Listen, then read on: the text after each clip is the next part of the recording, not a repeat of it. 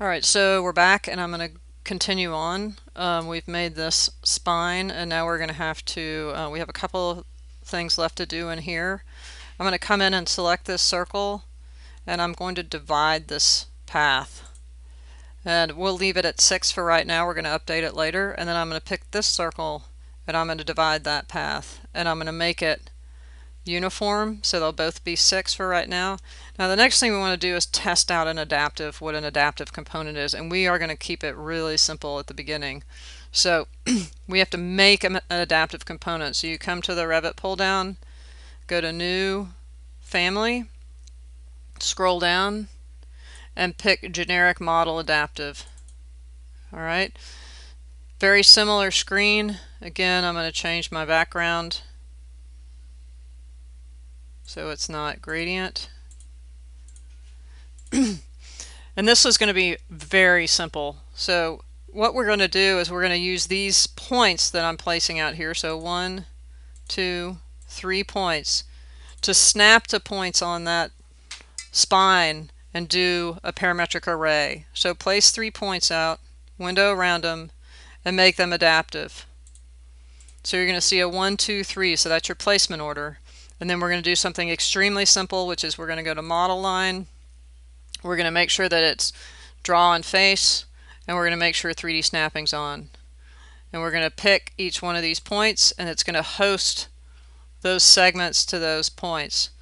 Then we're going to come in here and go to File, Save. And I am going to save this to my desktop. We'll go to Sound Building. And this is a 3-point. I've already made one, but I'll save over it. It's a 3-point line adaptive component. So I'll just select that and click Save and overwrite that one.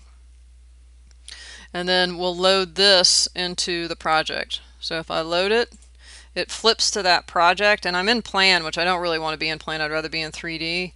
So I'm going to come up here to my 3D view, right? And it's wanting to sort of place that guy. So I'm going to come in and I'm just going to pick on that bottom circle. I'm going to pick on that second circle, and then I'm going to pick in line on the third circle. Okay, and then it's going to want to place another one, but we don't want to. So basically we've got sort of this little piece here. So now if I pick that, you can come up to the parametric array, which is this little P right here, and click it.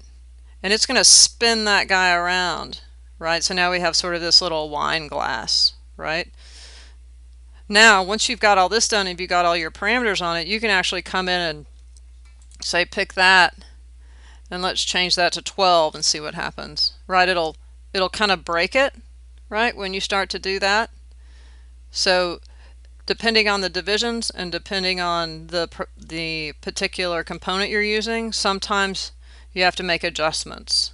So I'm going to come in and change this back to 6. Change this division back to 6. Right? And it'll sort of click back in. Now, I can come in and just delete that, and that family has located itself over here under generic models. Okay, so if I go under generic model 3-point, I can bring that back in, and I can actually pick different points. So I could come in and pick that, that, and that, and spin it around.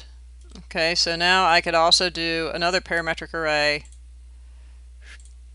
right, that does that. So there's a lot of flexibility.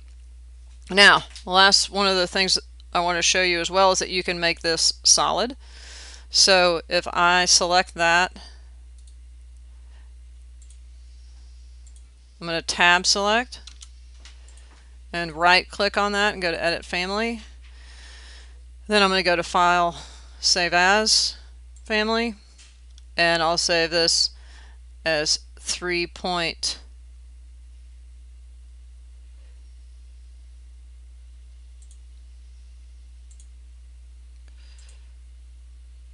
tube.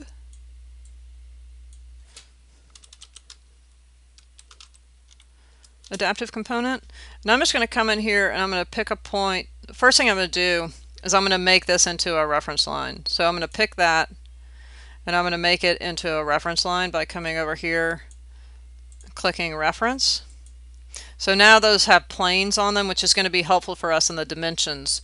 So if I go pick a point, make sure that draw and face is selected. I pick a point and host it on that line, pick that line, and I'm going to come in here and draw a model rectangle, and I'm going to set to that, and I'm going to draw on plane, and I'm going to turn off my 3D snapping because I want it to host on that plane. And I'm going to go create, aligned, 1, 2, 3, equal. So I'm just centering this about that line, and then pick the overall and put a parameter on that. So 1, 2, add parameter, we'll name this tube width. Okay, whoops, remove constraints. Let's see, I don't know what it removed. Let's see if it's broken somehow. So let's see if we can make this tube width maybe 6 inches and apply. It seems okay. I'm not sure what broke, but let's create form. Right, so now I've got a solid version. If I load that into project, right, and I go to my 3D view, we could go in and place that and rotate it again, but since we have a similar component in there, we can actually pick that, go to the pull down and pick the tube, and it'll replace all of those with the solid tube, right? So that works quite well. All right, so the last thing I want to do is go ahead and place this component in, which is a 5-point component. So if I control tab back, and I've got that loaded in here already, and I pull that out, it's going to go, if I remember correctly, 1,